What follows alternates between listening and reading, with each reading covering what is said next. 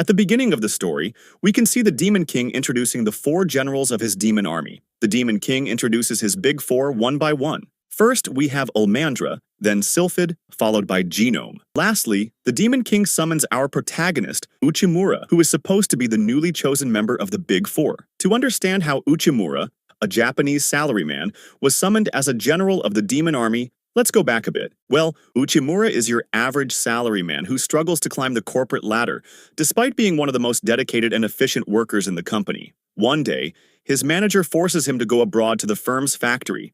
Upon arriving at the overseas factory, Uchimura realizes that saying the situation is dire would be an understatement. Although Uchimura asks for more resources, his manager refuses to listen. However, Uchimura refuses to give up. Due to Uchimura's efforts, they manage to make the factory functional. Just as things are going well, Uchimura is again transferred to another country. Needless to say, Uchimura is frustrated.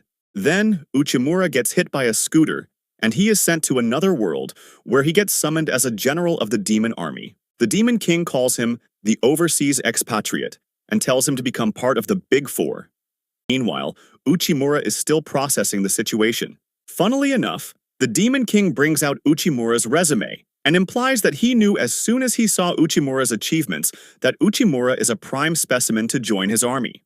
The Demon King also tells Uchimura that he will get the full benefits of being part of the Big Four. For example, he will have his own office, salary, and authority equivalent to a director in his previous world.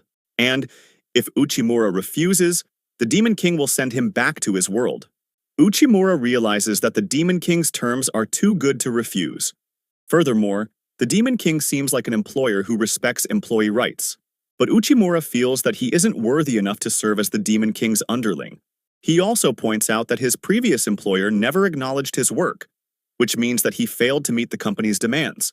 However, the Demon King tells him to stop spouting nonsense, as he also knows how hard Uchimura worked and how dedicated he is. The Demon King further adds that he has witnessed Uchimura's diligence. But before Uchimura can come to a decision, Ulmandra opposes the Demon King's decision to hire a human in the demon army. Other generals also follow suit. Thus, the Demon King suggests that they will test Uchimura's ability to make sure he is suited to become a general. However, before the Demon King can tell them what the test is, Ulmandra proceeds to attack Uchimura to test his fighting ability.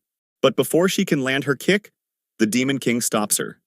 Well, Uchimura has already passed out due to the pressure. Demon King explains that Uchimura is just a normal human. This leads them to oppose the Demon King's decision to hire Uchimura even more.